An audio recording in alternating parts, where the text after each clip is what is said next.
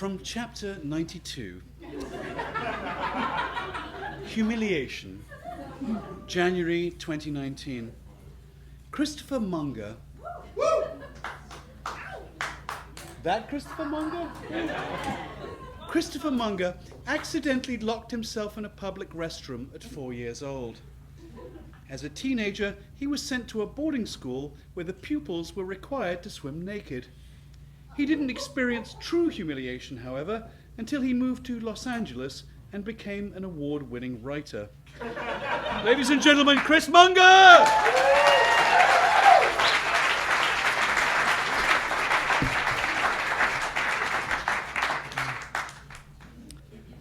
I would like the women here to imagine they have a change purse, something inherited from a great-grandmother.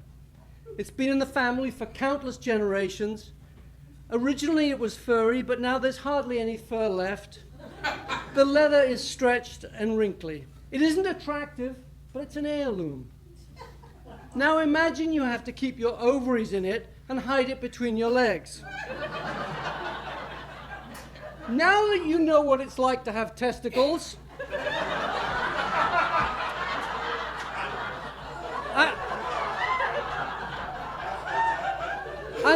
I'm going to tell you about mine.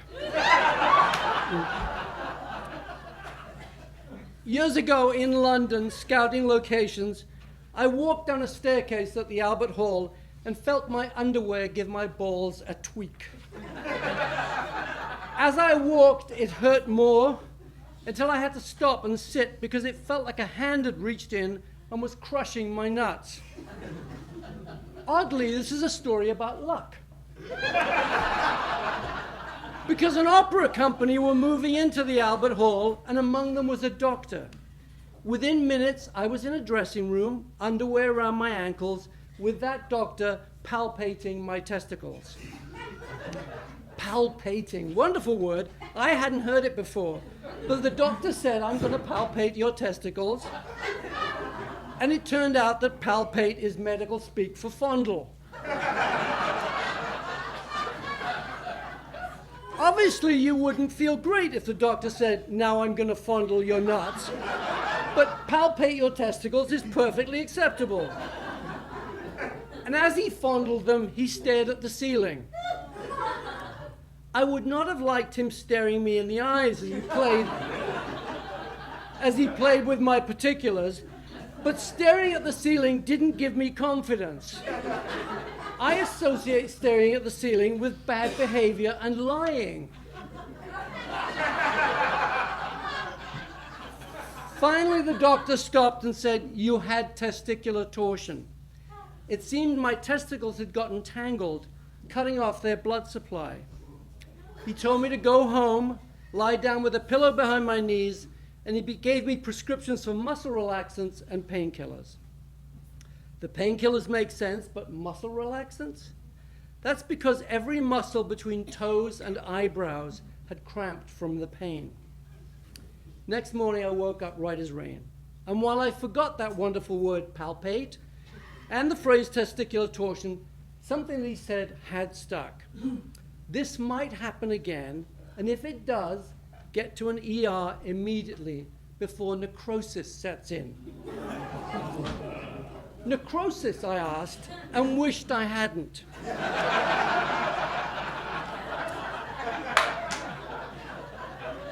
The testicle rots, he said. An image came...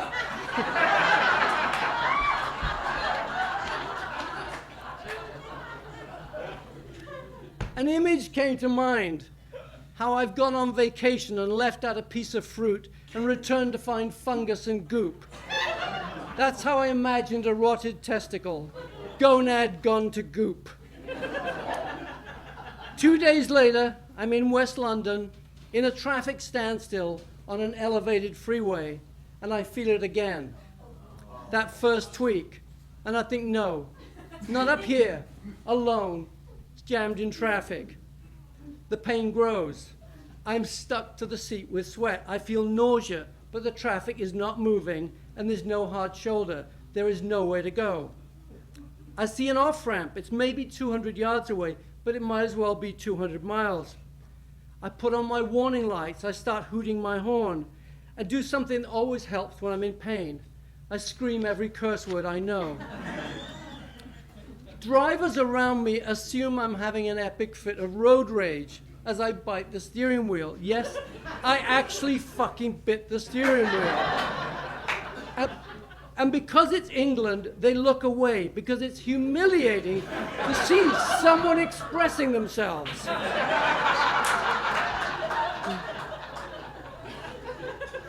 I catch myself in the mirror and I'm horrified. I'm a living traffic signal. My face is cycling through bright red, jaundiced yellow, and then nauseous green. It's astonishing what this pain is doing to my body. I was later told by several doctors, all men, that this pain is the equivalent of a woman in childbirth. I know, it can't be true. If it were true, women would not have babies. So I scream and I bite the steering wheel until, bliss of bliss, I get to the off-ramp.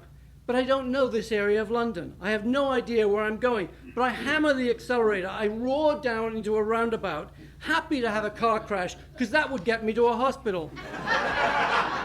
I hurtle around and around this roundabout like a mad person, because I have no idea which road to take. People are honking. I'm causing fender benders left and right. And suddenly I hear da-da-da-da. I've never been so happy to see a police car behind me. I stop. The cop strolls to my car. And again, divine intervention. I point at my nuts. I say, my testicle's twisted. And he knows what I'm talking about.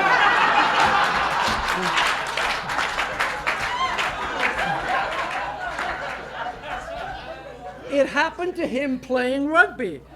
And he starts to tell me his story. And I have to stop him and say, please, I'd love to hear it sometime, but I need to get to a hospital. And he says, oh, sorry, follow us. In other circumstances, it would have been so cool to drive at speed in London behind a police car, sirens blaring. But this is not what I wanted. I wanted him to call an ambulance because my nuts are hurting more than ever. The only way to explain it is that if you asked me, which would you take, that pain again or your fingernails ripped out, I'd go for the fingernails. But we finally pull up in front of a hospital and the cops yell, good luck, and drive off. Again, I'm grateful, but frankly, I'd hoped they were going to carry me in. But they've gone, and when your testicles feel like they're being hammered in an anvil, underground car parks are impossibly complicated. So I just left my car, double parked, keys in it. As I stagger into the ER, my heart sinks because there's one of those British ladies on the desk behind plexiglass. Before I even get there, she barks, "Take a number." I grab a number, but nevertheless go to this harridan and whisper, my testicles have twisted. They're probably already rotting. She points around the room. He's got a broken arm. Her uterus has collapsed. His hemorrhoids have exploded. They've all taken numbers.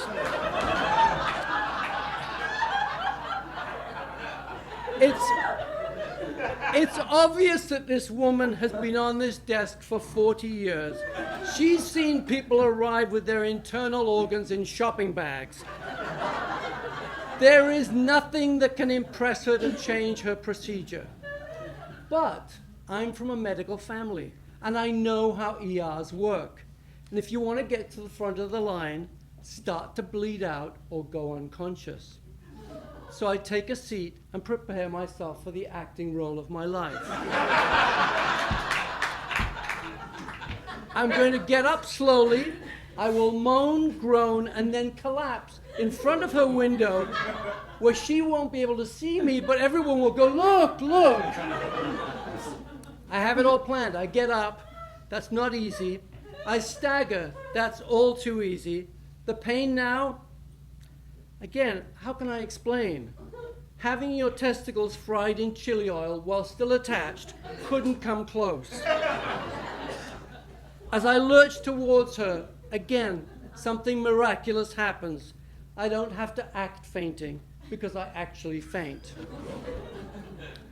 I wake up on a gurney with a team of nurses cutting my clothes off me, taking my blood pressure, my pulse, listening to my heart, shining lights in my eyes, but not one of them is anywhere near my nuts. I have to tell them what's wrong, but I can't think of the word palpate, so instead I gasp to this nurse. My voice is broken from pain. She can't hear me. She comes closer and I whisper, my balls, fondle my balls.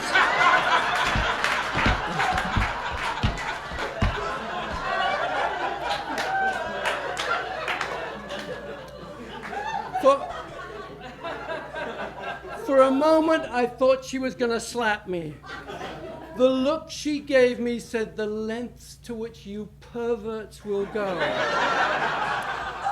It was the very definition of humiliation. And then I remembered the word and I screamed, I have torsion! They saved my nuts.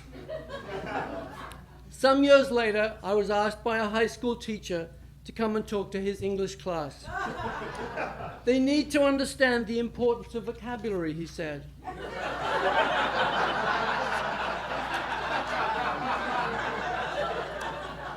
So I thought the kids would love a story where it's clear that it's good to know when to say palpate my testicles and when to say fondle my balls.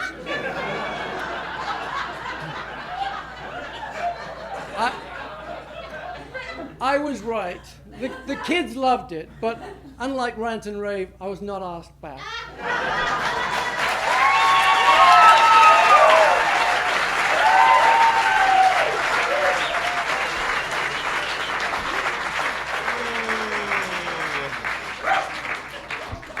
I will never wear Speedos again.